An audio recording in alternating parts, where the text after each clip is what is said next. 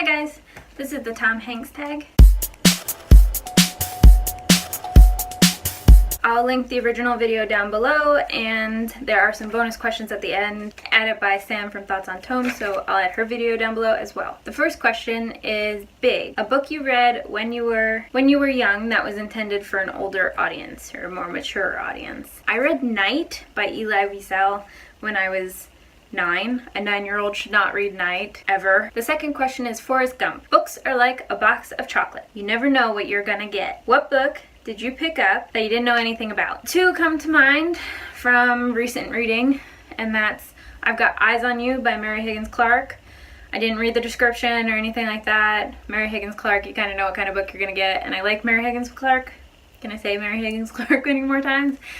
And I like her, so I picked it up. And it was pretty good. It was all about Emily, which I knew nothing about. I literally saw it at the library and thought the cover looked cool, so I picked it up and read it.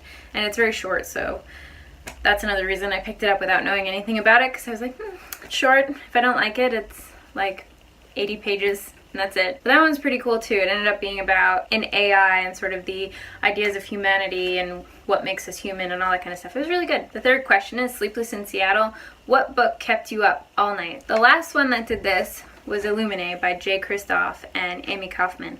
My friends and I were buddy reading this. I waited until the last minute to read it basically, and one of my friends didn't think I could read it in one sitting, and I started reading it at like 10 or 11 o'clock at night, and I stayed up until I finished it because I could not put it down. I obviously couldn't go to sleep not knowing what happened next. The fourth one is Toy Story, a timeless book you will share with your offspring. Harry Potter, obviously. I did a study a year or two ago about how reading Harry Potter makes you more tolerant or something. Like, it's literally good for kids to read Harry Potter. But also, I will make sure that my children are exposed to Alice in Wonderland very early. It is my favorite book of all time. I love it. Although my kids might be scared of it like I was when I was a kid. But I will be reading this to my kid as soon as possible. The next one is You've Got Mail, a book you heard about on the internet, and where did you hear it from? There's a lot of books that I've heard about on the internet, specifically BookTube, such as The Earth, My Butt, and Other Big Round Things, and I heard about that from Booksplosion. I never would have picked up that book otherwise. One of the other ones would be Every Heart a Doorway, that trilogy, which I think has a fourth book coming out now, but I'm not sure if the new Shauna Maguire is linked or not, but I think it might be. And I don't know which booktuber I heard about that one from first, because I heard about it from a lot of them. Number 6 is Castaway. If you can only bring one book on a deserted island, which one would it be? I've actually been asked this in a job interview, so I've had to think about this before. Alice in Wonderland. Without a question. I could read it over and over and over, and I do.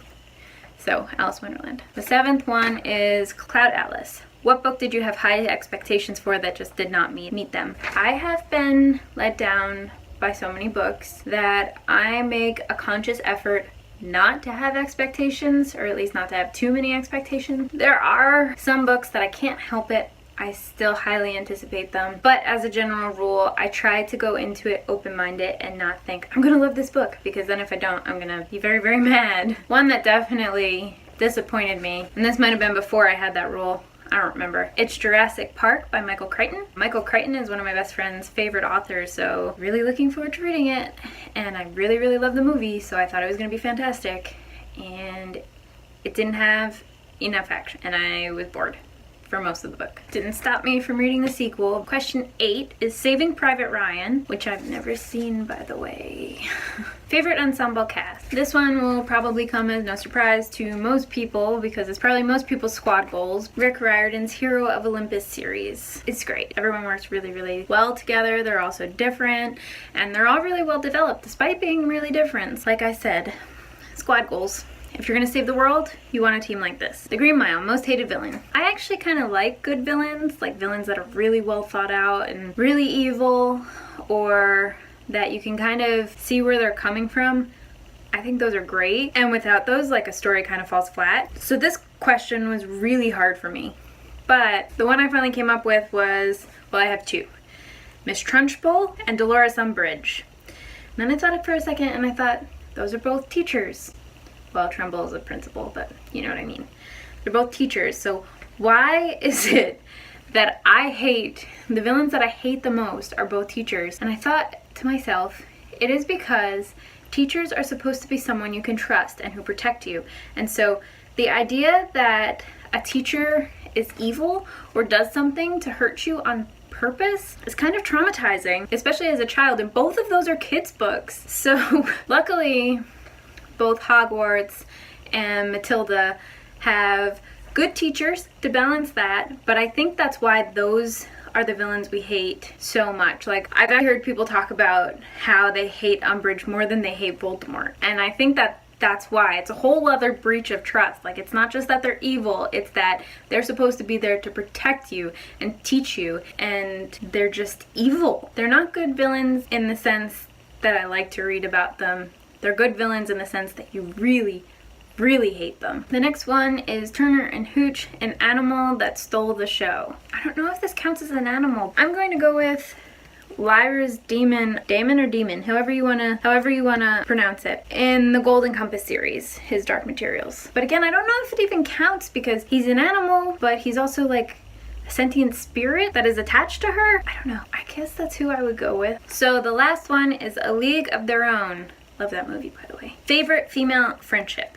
So for that one, I'm going to go with Susanna and Karou, and Daughter of Smoke and Bone. You really see their friendship sort of be a point of stability for Karou, and over the course of the series, you see it develop, and you really see like why it's so important. And I love how Susanna sticks with Karou throughout the whole thing. Even with the craziness that's happening, you can just tell that Susanna really loves Karou, and Karou loves Susanna. It's just a great friendship. Even if there's conflict, they're friends and they get past it, and it's just really heartwarming. That is the Tom Hanks tag, and as always, there are so many books and so little time, so I'm gonna go read, and I will see you in my next video. Bye!